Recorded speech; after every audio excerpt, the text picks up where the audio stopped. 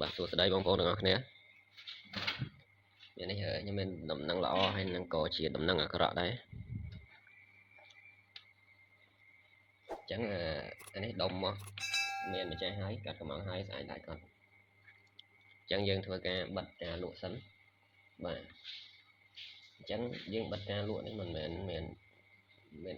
មានដែនកំណត់ទេបាទអញ្ចឹងយើងមានលក់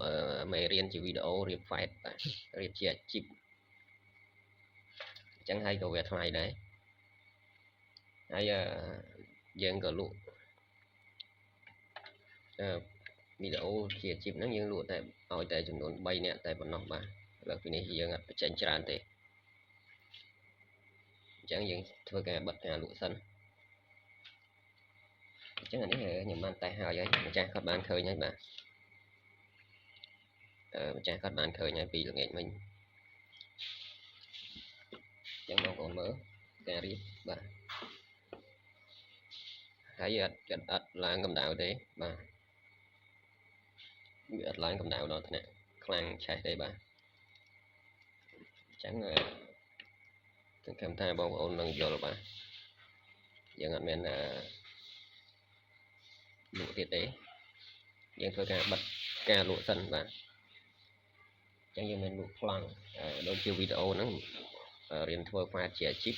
ចំនួន3នាក់បាទមានចំណាប់អារម្មណ៍អាចចូលមក Telegram 069ខ្ញុំមក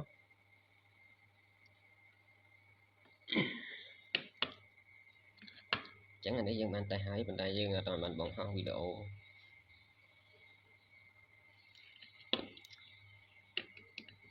តូចទេបងប្អូនអ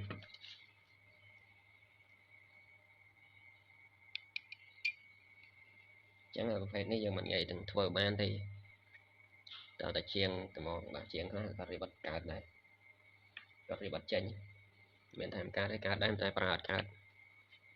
ប្រើតែមកផ្លែតឆេះផ្លែតខ្ទុះទៅអញ្ចឹងធ្វើឲ្យអ្នកទិញទៅប្រើហ្នឹងគាត់ចង់រៀងរអាខ្លាចបាទខាតលុយអញ្ចឹងកើតមិនកើតមិនមែននៅលើដុំឬក៏មិនមែននៅលើហ្វែតដែរកើតមិនកើតនៅលើជាងអញ្ចឹងកង់ដងព្រះអាទិត្យយើងបោះចោលហើយអញ្ចឹងកង់ដងដែលយើងប្រើប្រភេទនេះ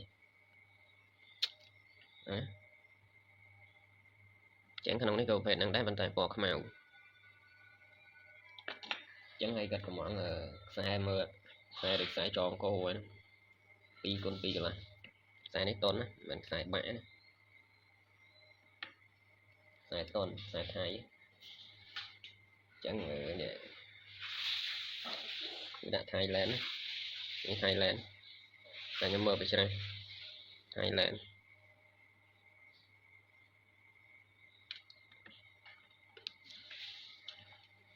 ចឹងនេះក៏មានម្ចាស់ហើយចឹងយើងធ្វើការបិទការលក់សិន